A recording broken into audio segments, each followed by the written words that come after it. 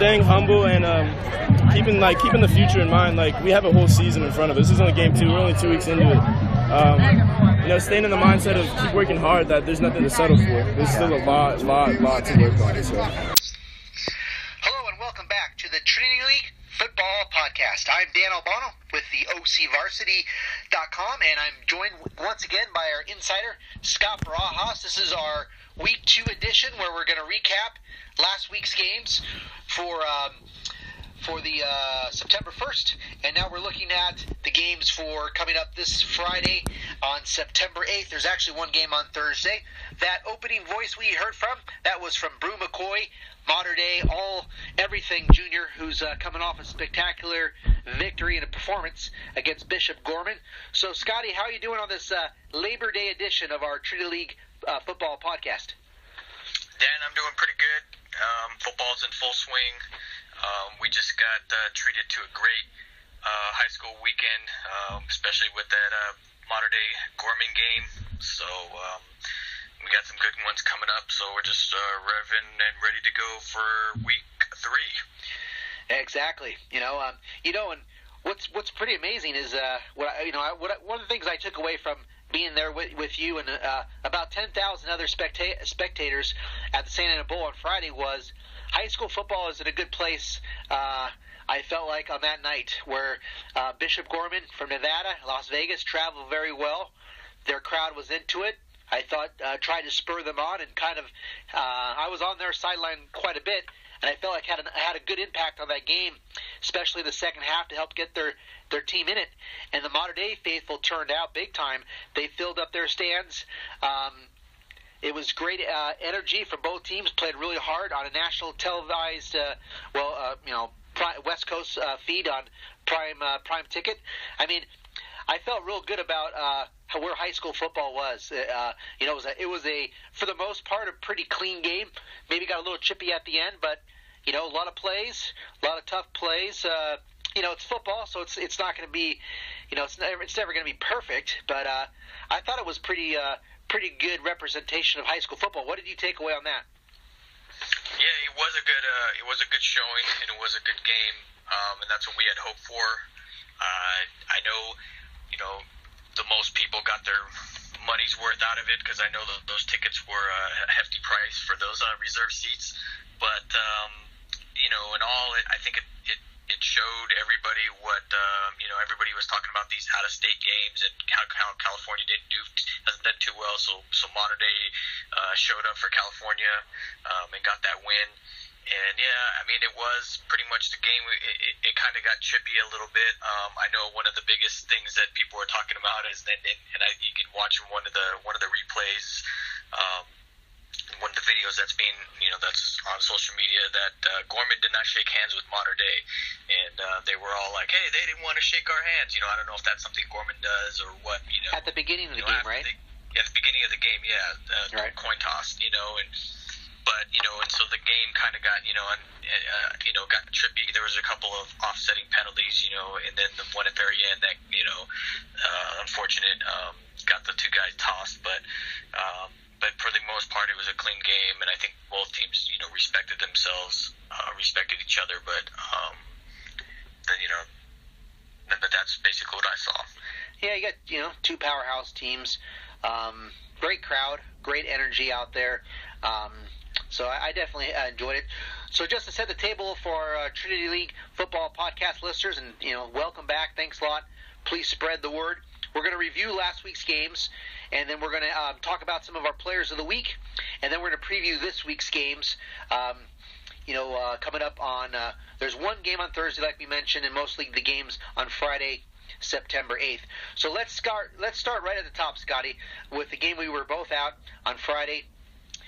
It was Mater Dei 35, Bishop Gorman 21, Santa Ana Bowl.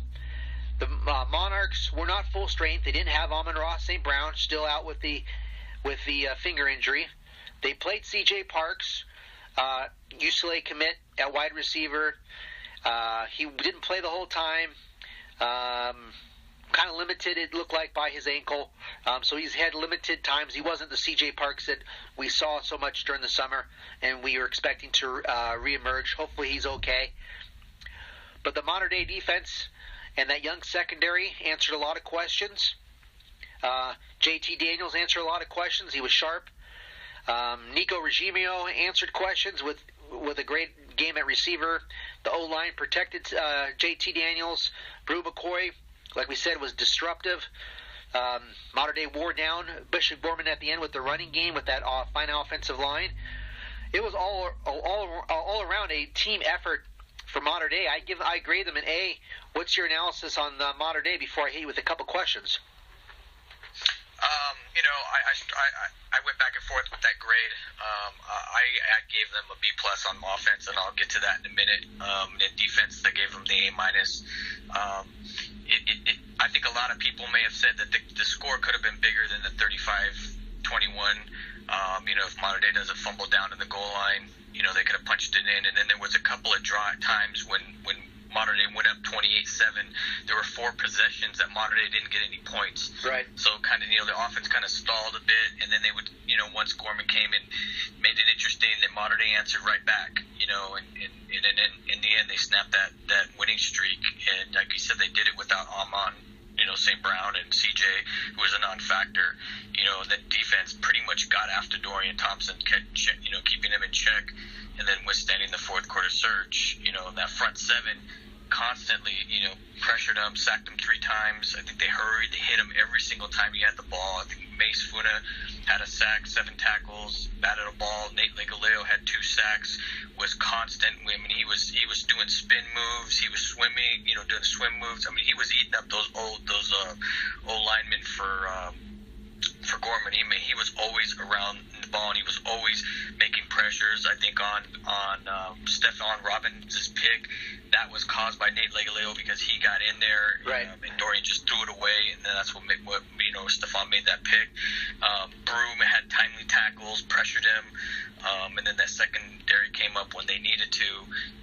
Darian had the 1 pick, and then Elias Ricks batted 3 balls down, and 2 of those he actually should have been picked. I mean, he stepped in front, he had the picks, and but he batted them away. And then JT it was JT on the night, and 14 of his 19 completions went to Brew and Nico, and they came up big all night long. Brew had timely, big clutch catches, and those 2 big ones came on the third downs that kept those scoring drives alive. And then the offensive line of Murray, Brown, Gonzalez, Mason Kolachik, and sophomore Miles Morrow, gave JT time, and they controlled the line of scrimmage. And then this is the most also shocking that no one's really talked about, is they neutralized the USC big-time, commit Pele Goate. Oh, yeah. He was nowhere. He was a non-factor in that game. He had, I think, 3 tackles. I think I heard his name once on, he actually had made one-on-one tackle, but he was a non-factor in the game, and that was kind of surprising, And then when the fourth quarter came around, I think both teams were gassed, and the sloppy, tackling started to happen with the empty secondary, but they can shore those up. But in the end, like I said, Mater Dei got it done. It was a total team effort, and now we're on to week 3. Yeah.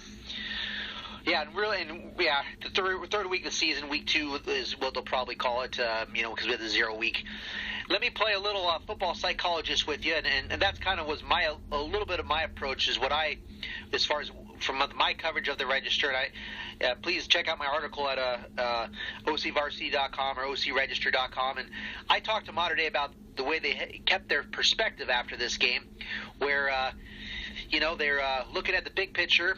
They were trying not to get too hyped about this victory. They were trying not to get too hyped about the win streak, and they were, they're focused on the process. And I shared a little story about, post game about how one of the coaches, assistant coaches, told Mater Dei players not to flash any number 1 signs in this team photo they did because Coach Bruce Rowlandson, who we'll hear from at the end of the show, he was talking about. Coach Rowlandson was honored as the LA Rams Coach of the Week, high school football Coach of the Week, and they were doing this photo, and it was the coach told the players not to flash the number 1 sign because they have work to do, and the work being the Trinity League Division I, which Mater Dei hasn't won since '99.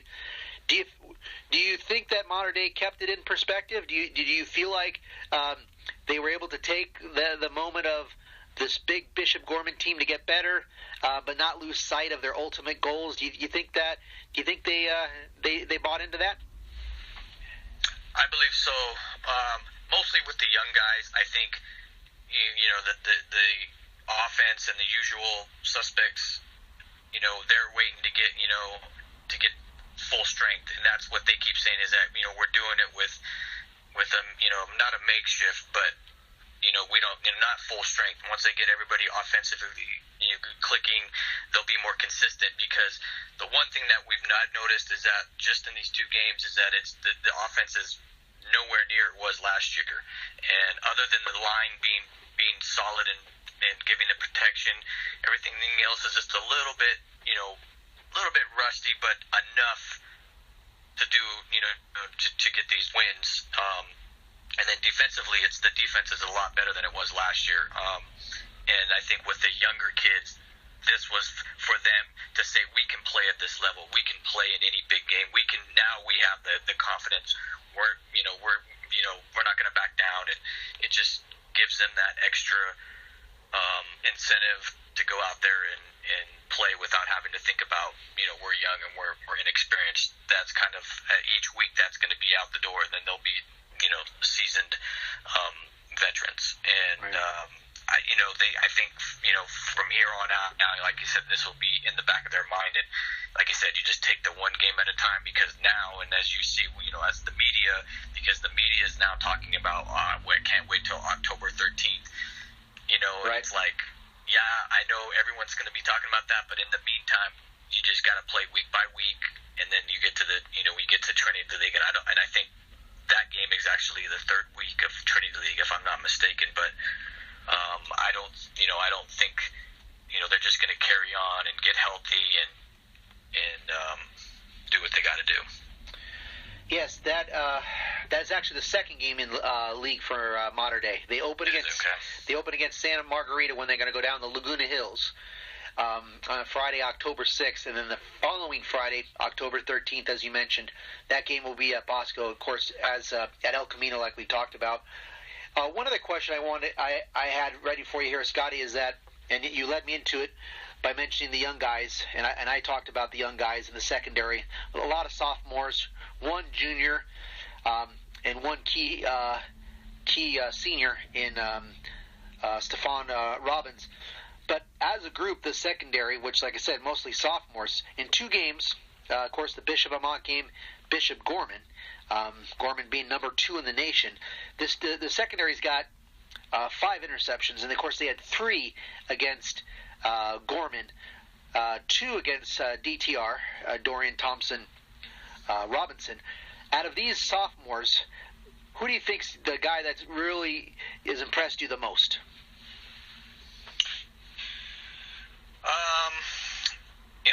I'm going to go probably Elias Ricks on coverage. Yeah. He's blanketed everybody so far. He just needs to work on his tackling. There was a couple that he didn't, but pretty much his coverage has been pretty tight. Zion Alafaseo, he's pretty much a run stopper, but he can also play. But I know a couple of times he matched up with, I think, Brevin Jordan, and they were going at it. And I think in the second half, there was a couple of times you could see they kind of were getting tired and started to arm tackle. But I would say those two guys have the biggest upside right now. Darion Green, he hasn't gotten a lot of balls thrown his way, but the two that he had, he's made plays, but I think his he doesn't have as many pass defenses as Riggs has. But I think another sophomore you're going to probably start seeing play a little bit more, because I was watching him, is Nathan White. And I know he and Nate and William Nemo were rotating a lot, but I know White was starting to get a lot of more into the rotation. But it might be also a week by week based on personnel. But I know they're really high on Nate White, so that's another one to keep an eye on. And I know he probably wasn't in the picture in the beginning of the year as much as the others, as talking about sophomores. But you got to bring him in the mix, because he's one of those kids that just he does what the coaches tell him to do, and that's half the battle. I mean, it may not always, he may not have the big time plays on the field, but he's doing what his job is supposed to do. Yeah. So. It's a really talented group, and I like a lot of these guys, all these sophomores. I think the guy I'd put on top of my board, and he's not one of the kids with the interceptions, but I think it's Elias Ricks. He's very impressive. I mean, just for a sophomore, I really like the way he plays, and he's going to be exciting to watch. And he did a good job against Gorman. Well, let's move on to some other results here and go through this week's. And I wanted to start back with the Saturday game, which was a bounce-back effort for St. John Bosco. And they were in the Brothers in Arms Classic down in Mission Viejo that featured a bunch of teams down there, some good football. But St. John Bosco defeated Garces, former Servite coach A.J. Gass is there. Garces of Bakersfield, 63-0. Gosh, it's hard not to give the Braves 2 A's on offense and defense across the board. What's your takeaway and grade analysis on Braves, who had coming off that 9-3 loss in their opener against St. Thomas Aquinas in Florida? Yeah, you got to give them the A's on both sides, just because they just came in and just did what they were supposed to do. But it wasn't a secret that they were going to bounce back, and they took care of business. 63-0, and again, they did it on an overmatched Garces team. And I mean, Bosco scored on I think every possession, scored every way possible, from a fumble score from Spencer Gilbert, a pick six by Stephen Blaylock, and a punt return by Chris Hudson. I think every starter was out by the 8-minute mark into the second quarter. I think it was 49-0 at that time. The running clock was already in effect. Garces never got past midfield, even I believe when the subs were in. And Real was 6 of 7, 2 touchdowns, two passing TDs, and he ran for 2 scores before he gave away to the backups. This game really didn't tell you anything. Yeah, it's not going to give you any read for going into next week's game, but just the fact that they were able to just get some offensive prowess going, moving the ball, getting it into the end zone after not being able to do that the following week. But next week's will give us more of an idea about Bosco's offense. I mean, their defense was lights out again.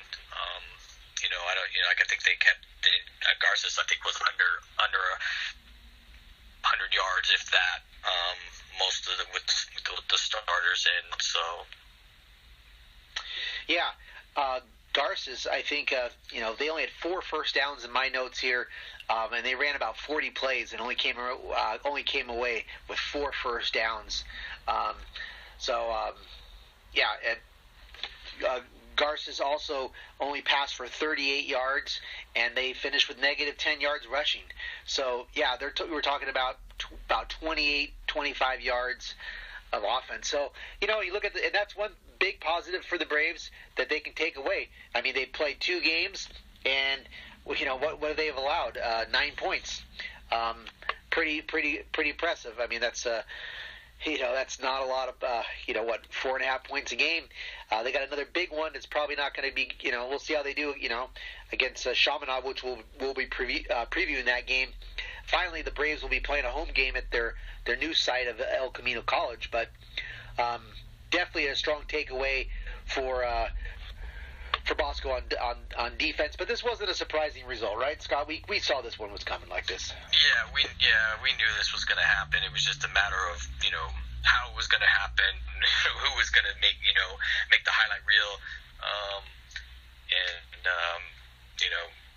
the kids that we named were the ones that scored, and like I said, Bosco marched down. I think all Real's runs were short. They were all from the 10-yard line out. I think he hit Kobe Bowman on a deep pass, but it was like a blown coverage. He was wide open. It's sometimes it's good to get those, because then you get the other kids, and a lot of their JV guys, their younger guys, got to play.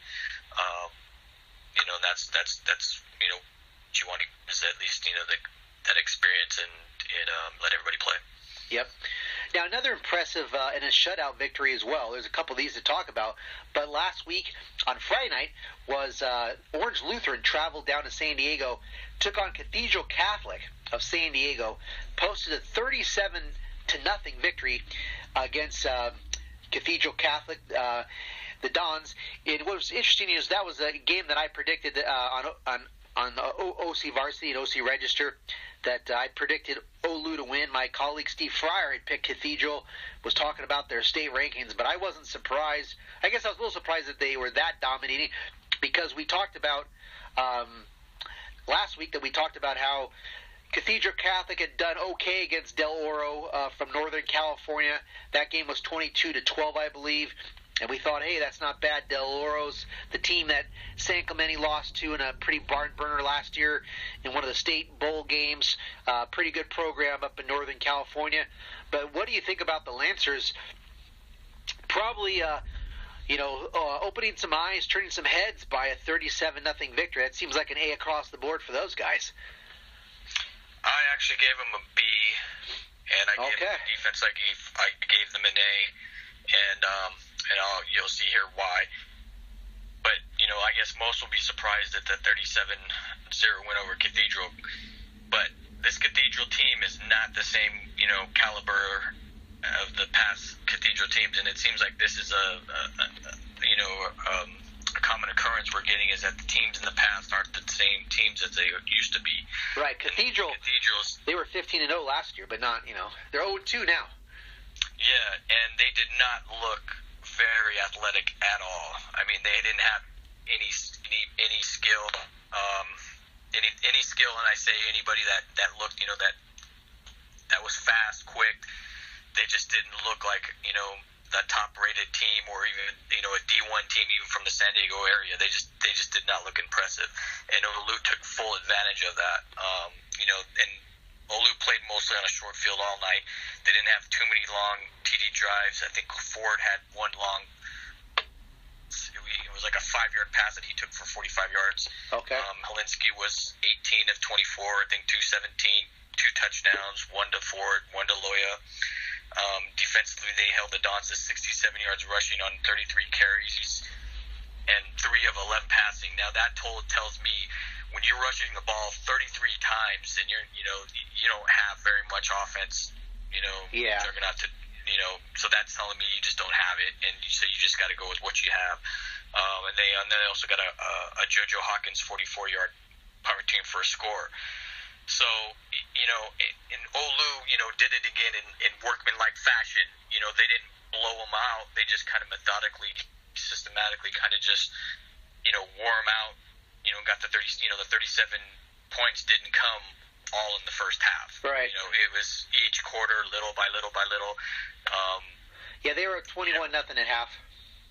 Yeah, and Holinsky, the thing with him is that his percent, you look at whips, and that's the difference between this year from last year, is that he's being efficient, and he's getting, he's not, they're not stretching the ball. It seems like they're just hitting what teams are giving them, and that's the way to go. So that's a positive sight to see.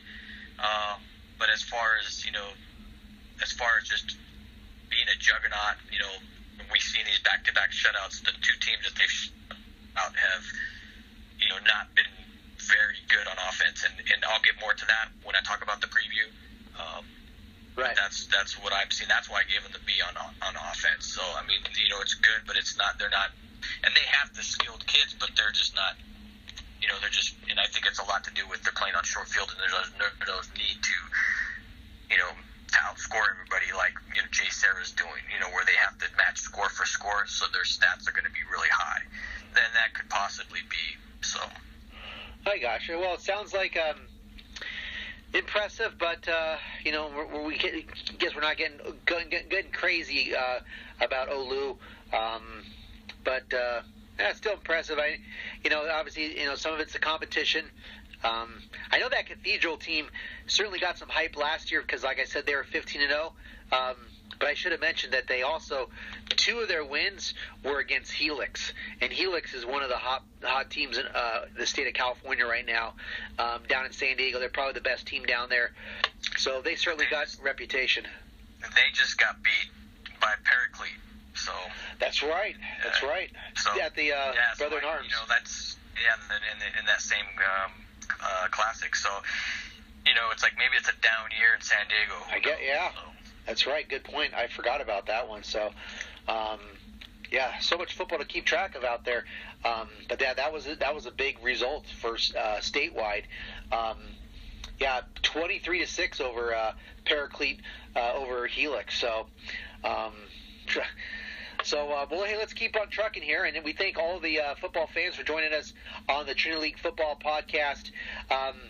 Let's talk about J. Sarah. You mentioned them. 48-27 victors over Alameda. So this is J. Sarah's 2-0, but this is the second week in a row that they've given up some decent amount of points. I believe they gave up 25 points against Corona del Mar. If I'm not mistaken. So they gave up some more points. They won their home opener. Actually, it was the same score, 27 points they gave up to Corona del Mar, 27 against Alameda. So you're probably concerned about the defense if you're a J. Sarah fan. Obviously, the offense is cooking. But what's your analysis on and grades for the Lions? Yeah, offense A-, and the defense is C. And they did it in the same J. Sarah style, lots of points, but giving up a lot of yards and scores.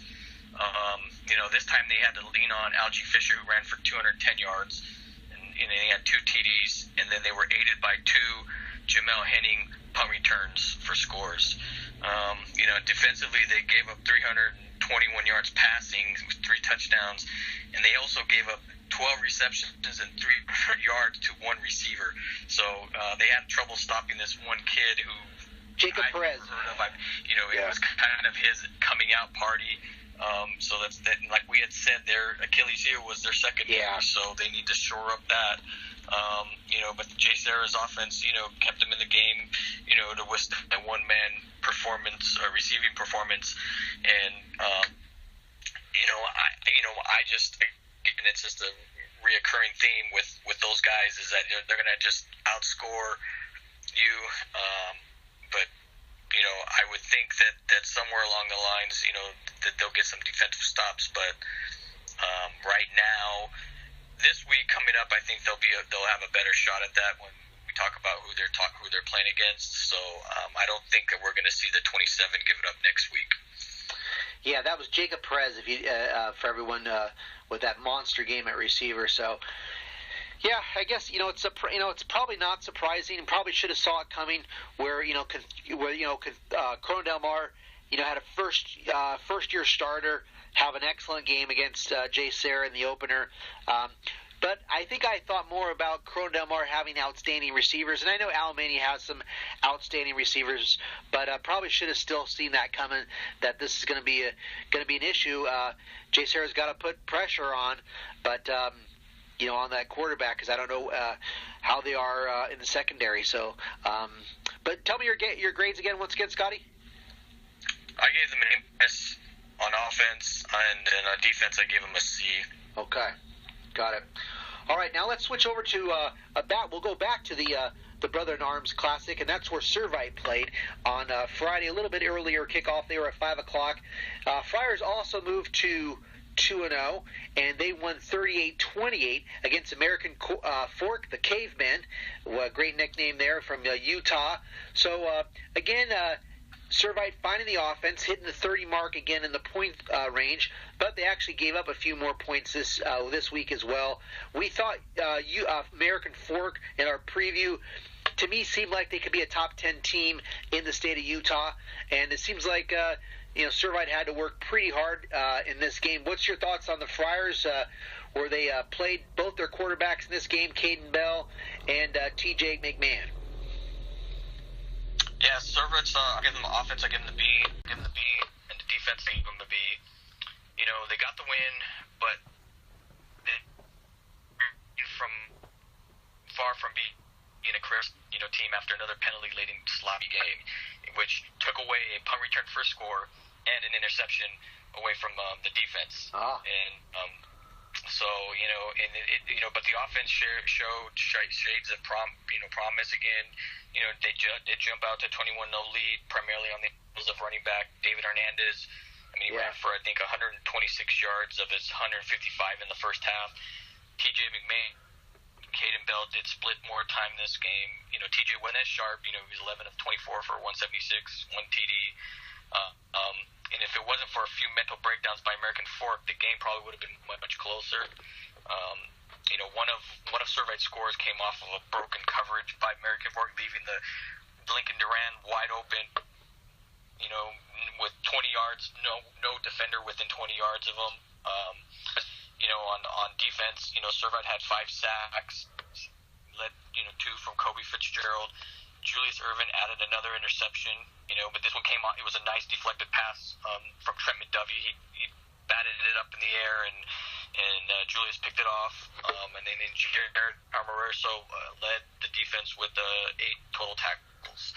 So in a whole, Servite, the 38-28, coming away with that win, they just need to when they play a solid team, they're just going to have to, try to get better mentally and get away from these penalties that are going to sometimes, going to come back and bite them behind it. I know it's a recurrence that we keep mentioning with them, but that's what everybody's, seeing with this team. All right. So let's talk about Santa Margarita. Also moves to 2-0, and with another impressive victory last week and another shutout. They beat Loyola on the road 35-0, so they go to Los Angeles, shut out the Cubs. That's always pretty noteworthy at a storied program like Loyola. Santa Margarita beat Downey the previous week 56-0. So, Scotty, what's your grades on the Eagles now 2-0? Played fantastic. Another strong game with Josiah Norwood at quarterback. He went the distance, and another guy we've talked a lot on the Trinity League podcast, Chad Magyar, 100 yards rushing, 1 touchdown. Yeah, they gave their offense a B, and again, they got the shutout, so you got to give the defense an A. They posted their second consecutive shutout again over another team that wasn't a juggernaut, but this one actually was a tale of 2 halves, and you would have to think, it'd have to have Coach Fisher concerned after posting 35 first half points. Yet second half, the Eagles struggled and got sloppy in the second half. If you look at the box score, you would think they would have pulled their starters, but that wasn't the case. Though Matele and Magyar didn't play many snaps after the fourth quarter, but Norwood and the starting O-line and all the receivers played the entire game.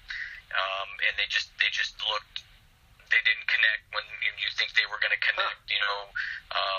If it was a penalty, if it was a drop ball, and I think Loyola also stepped it up a little bit defensively because they were making actually some stops that they weren't making in the first half. But defensively, the Eagles dominated, the Cubs, who are no longer, our Division I team. I'm going to have to say that. I mean, when you looked at them, they were small up front. They had no athleticism. They just struggled. And I'd have to say that this is probably the last year that they're going to be a D1 team. And then they're probably going to get dropped down. The Eagles, they recorded 5 sacks, 2.5 by linebacker Jake Delaney, and they just put constant pressure on the Cub QBs. They never challenged first score. I think Norwood, he was efficient. He had 61%.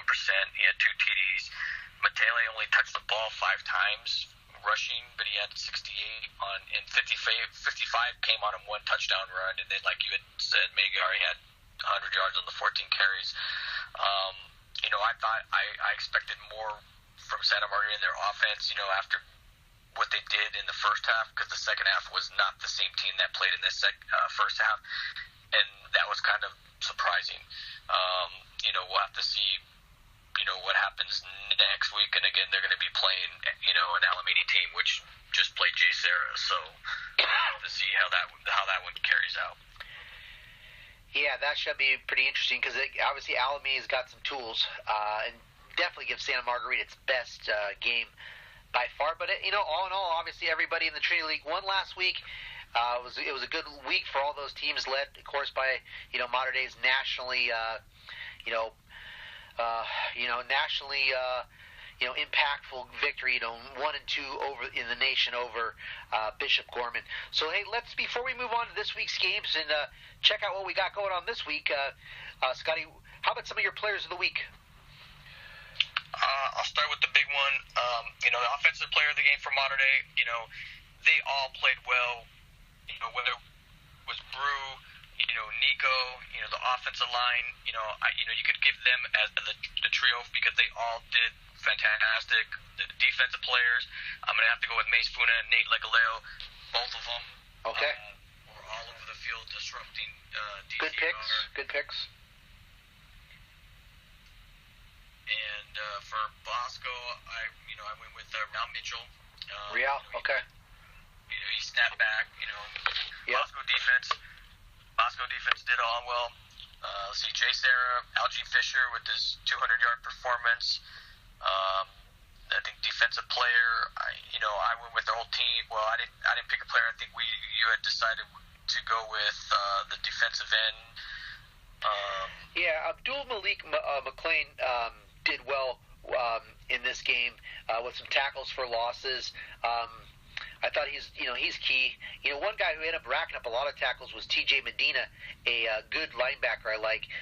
15 total tackles, so maybe we'll give it to him. 2 weeks in a row he's been double-digit tackles. So, yep. And for Olu, Ryan Helensky again for having that nice keeping the percentage up. Defensive player, I'd go with the whole defense. Getting back-to-back the 2 shutouts. Servite, David Hernandez for posting those big rushing numbers. Defensive player Joe Christensen, he had 2 tackles for loss, 1 sack, led the team with 7 tackles. Santa Margarita, Chad Magar again for posting a touchdown in the 100 yards. Defensive player Jake Delaney, 2.5 sacks, 6 tackles. All right. And you got Santa Margarita in there, right?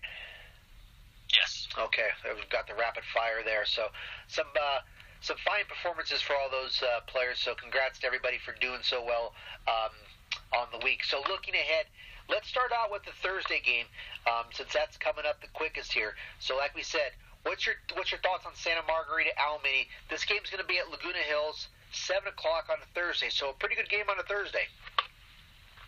Yeah, the Alamany's 1-1. Like you said, they're coming 48-7 and lost to Jay Serra. This is going to be their best. The Eagles will see the best offensive team that they've seen so far. I don't think they'll host another shutout. Whether or not they're going to get the 300 yards passing performance, and now Jacob Perez is going to be on the radar after catching 12 for 300.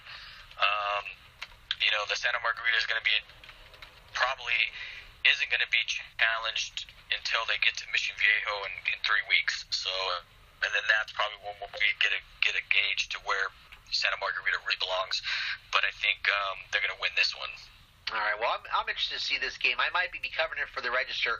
We'll see what game Steve Fryer is going to be picking out. But I might be at this game, and I'm interested to see how it goes because this is going to be the first real read, I feel like, on Santa Margarita.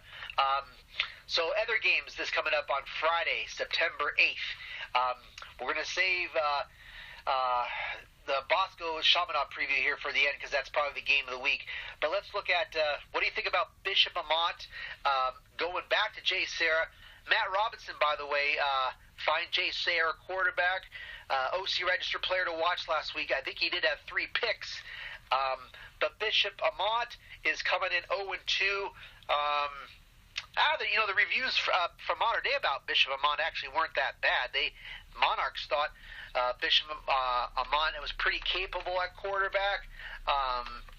They have some returning players, but actually, I don't know.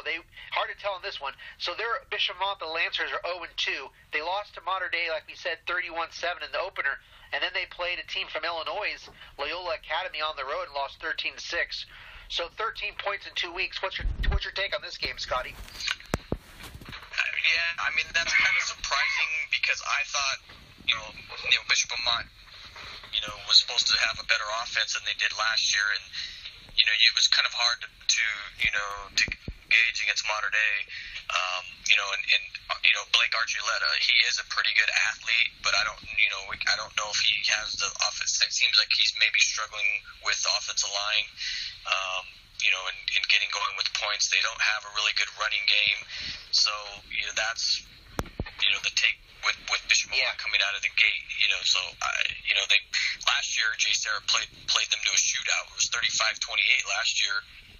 But I don't see that this time, and I think the Lions should come away with the win. Okay. Excuse me. All right. So another game to watch this week is going to. Let's check out with Mater Dei. Now this is going to be an interesting game for the Monarchs, coming off a pretty big high against Bishop Gorman. Huge victory. Well, what did the Monarchs turn around? They play La Mirada this week. And this is going to be, seems like a pretty lopsided game. And it's at home, Santa Ana Stadium, Friday. Mater Dei, if they're banged up, which we know they have some guys banged up, this is a game it seems like that they can get healthy, because we already know that La Mirada had a very tough time with Capo Valley over the weekend. I believe that's who they played. They had a tough time with Orange Lutheran as well, as we've covered here on the Trinity League Football Podcast. So what do you think about this game, Scotty? Yeah, the hardest game to play is usually the next game after a big emotional game, and and especially when it comes at the hands of a winless opponent. And La Mirada, like you said, they're coming off of a 23-7 loss to Capo Valley, have scored 1 TD in 2 games. Yeah. I know Capo Valley's an up and rising team, but that's kind of a shock that that La Mirada's taken a big drop off from last year. I know they lost a lot of transfers. They lost a lot of guys to graduation, and they just haven't done well in these 2 games. So I would say I look for Mater Dei to go back to like a workman-like offense, to just get in, get out. I think you're going to see, like you said, you'll see some of the younger kids, or you'll see some of the guys who don't get to play get in there. But Mater Dei's got to they got to get it done first before you can even think of that. So but it's just to get in and get out and get it done. So I think Mater Dei will win that one. Yeah, they should roll pretty good, and maybe it's a chance to see some more of these younger guys. We were talking a lot about sophomores. I was thinking you might mention the sophomore running back from Mater Dei, Chris Street. This is a kind of game where he could go off. Maybe there could be some other guys at receiver that we might see. Continue to see some new guys. Maybe get some of the tight ends going or something like that. But a lot of the young guys could be in for a big game in this game for Mater Dei.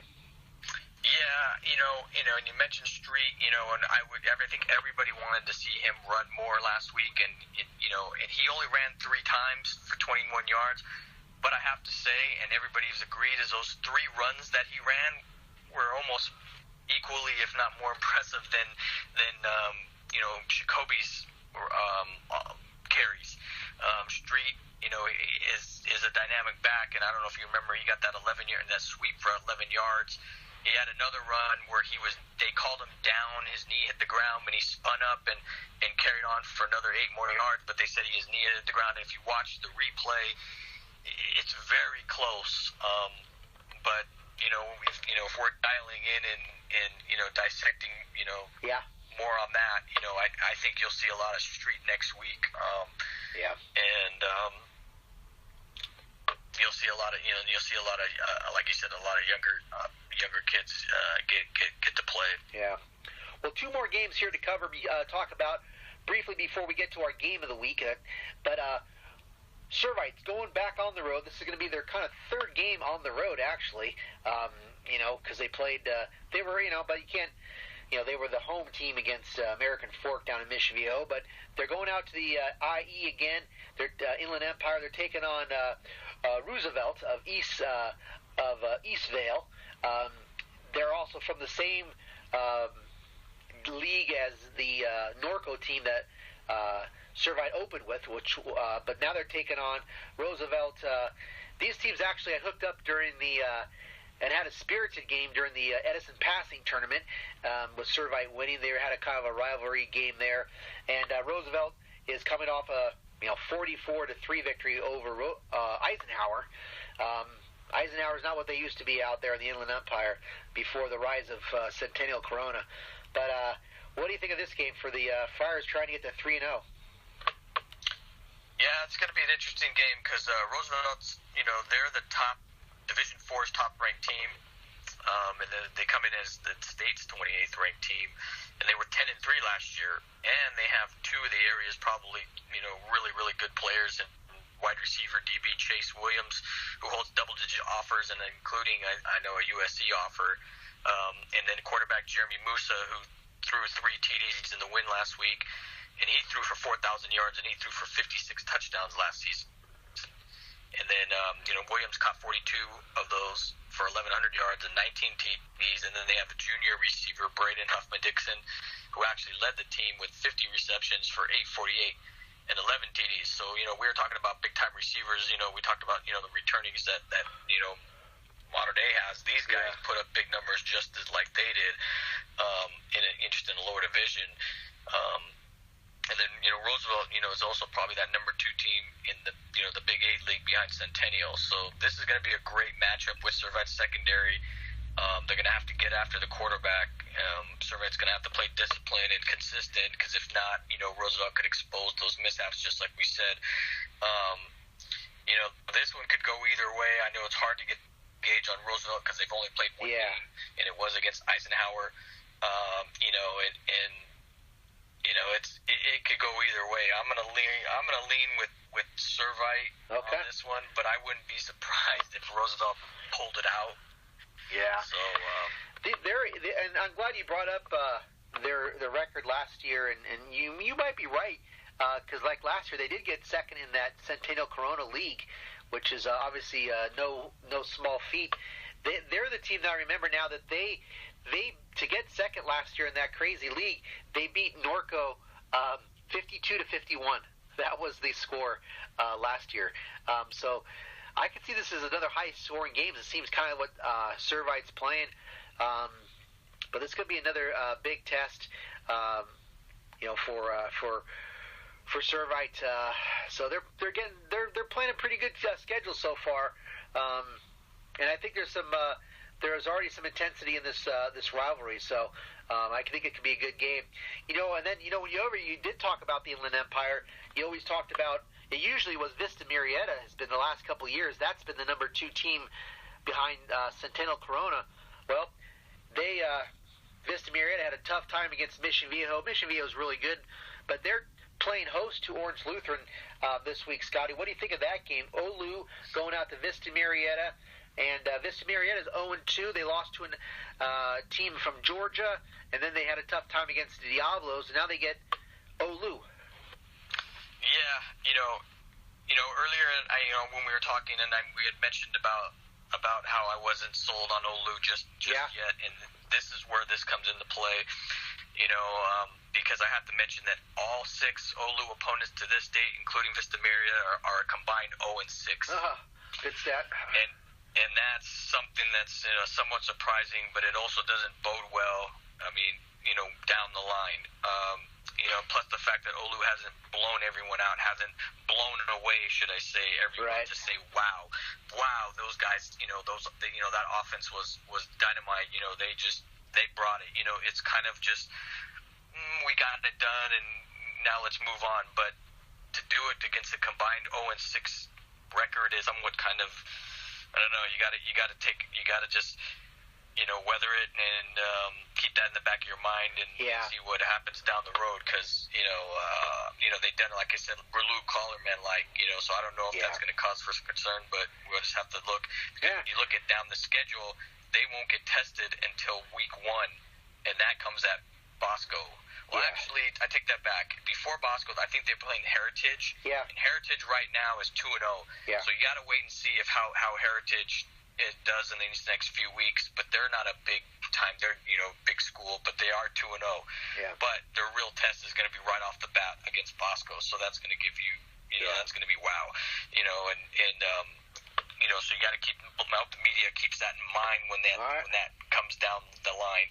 And on that, Vista Marietta is coming off of the 41-7 loss to 41-7 loss to Mission, and then the previous week they lost to Georgia Power, Colquitt County 26-7. So Vista's another team that's a shadow of its former self. They do have one of the most dynamic and fastest players around with two-way player Khalil Shakur. But they've been struggling to get him the ball. When you look at his stats, he doesn't have very many touches. But don't be surprised if the Lancers toss another shutout or hold Vista to one score. Just seeing as much as trouble the Mustangs have been having to get the ball in the end zone. Yeah, it's interesting. 3 teams in a row for Olu. That La Mirada, I think they won about 11 games, and they've been a hot team last year and the last couple of years. They're not, like you said, a shadow of themselves. We chronicled Cathedral, and now Vista Marietta, another one. Big names.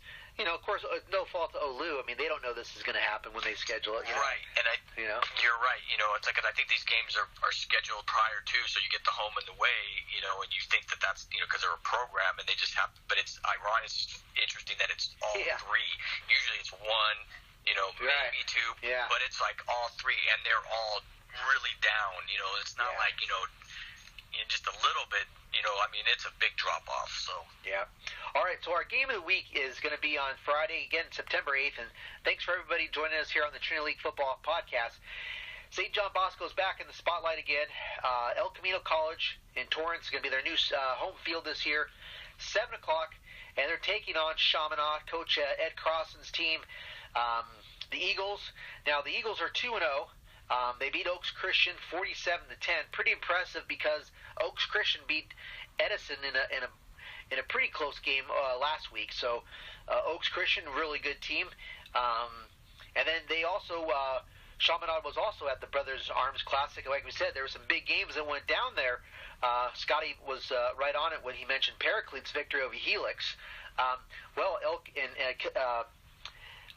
Chaminade beat Mountain Point of Arizona, 13-win team from last season. Probably better than Oaks Christian, perhaps. But Chaminade won 39-25 in a pretty darn good game. So now Bosco, I feel like this is a big game for Bosco. Obviously, it's a step up for Chaminade, and Bosco's already seen St. Aquinas, St. Thomas of Aquinas. But what's your take on this game, Scotty? Yeah, this is actually going to be a really good gauge to see where Bosco is. I know last week didn't give us anything. The interesting thing that made it even more interesting was that Chaminade beat the win over Mountain Point, who was Arizona's number 2 ranked team. And Chaminade actually is pretty good up front. I mean, they have some linemen that's going to allow the Eagles to match up against Bosco, at least on paper. That's a tough task to speak of. But they did dismantle Oaks Christian the week before. They're led by a running back, Boise State commit, Andrew Guerin. He has 320 yards. He's averaging 6.7 a carry.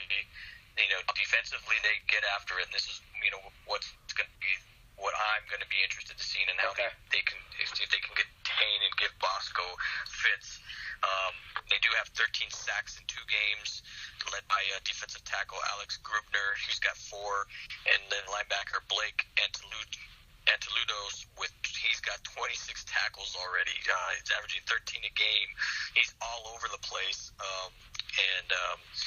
Will Bosco's offense be able to move the ball? Because we don't know what they did last week, but there was no test. We know St. Thomas. We know Chaminade's not a St. Thomas Aquinas, so but they are going to be a good defense test for Bosco. And if Bosco comes out and does what they are, then if they move the ball up and down the field, then we know Bosco's back where we know they're at. But I still think Bosco's gonna come away with the win, even if it is, even if they are challenged. I still think Bosco wins this one. Yeah, I think it's an important game for Bosco to really start to build some momentum because the way their schedule's laid out, it's pretty interesting. Hey, get a good victory against Chaminade, you're feeling pretty good about yourself. Big step forward. Put that Aquinas game behind you. Well, then the next week they're gonna play Dorsey down in Mission Viejo. They should have, I would say, that's another pretty easy game for them. In all honesty, as far as what I can tell about Dorsey, that's not a big threat. And then Bosco heads out on the road again, and they play. Then they travel across the country once again, where they're going to take on St. John's of Washington, D.C. Then they come back and they start to get in that Trinity League, where they have that maybe dicey opener with Olu, and then it's Mater Dei showdown time. So I think this is an important one for Braves to really kind of set themselves up for that march to the Trinity League, and they can put in a good run, but they got to do it here against a quality opponent. Yeah, I agree. And it's just and it's a pretty good schedule where you go back. You play a tough game, then the next week sometimes it's nicer to have those because then you can get you don't have to go in when your guys are banged up. But that one interesting. I know we're jumping a little bit to that, but that St. John's of back east actually played. They lost this past week to De La Salle. De La Salle had to come back for I think 14 points down. I think if they came back to win 35-31. So that's kind of an interesting score to look at it, when we look at those games down the line. So, and it's interesting. We got Mater Dei playing La Mirada got an easy game, and Bosco had an easy game against. And we talked, Garces, and we know once the Trinity League starts, though, there won't be these. You can't take weeks off in the Trinity League, so these teams can wisely do it while they can, because we know that they can't do it once the league starts, right, Scotty? Exactly. So, well, Scotty, it's not going to be Bishop Gorman for you, but hey, you got to feel that you enjoyed it. You can't watch Gorman every week against a quality team and a showdown team from the Trinity League. So you'll be at the La Mirada Mater Dei game. Yes, I am. All right. I'm not sure which game I'll be covering this week. I might be in for Mission Viejo. I'm pretty sure I'm going to be outside the Trinity League this week, where I might be at Mission Viejo La Habra. I could be at Capo Valley San Juan Hills. I think that's the two games I'm eyeing. So, but as far as on the Friday night, there's a chance I could be covering the Eagles of Santa Margarita on Thursday. We'll see about that. But so we'll see. But we'll definitely be relying on your eyes. So, Scotty, as always, great job with your analysis and stat work tonight. It's a pleasure. We're glad to give the insight. Yes, sir. Thank you. We really appreciate it. And that is Scott Barajas. And I'm Dan Albano. And thanks again for joining us on the Trinity League Football Podcast.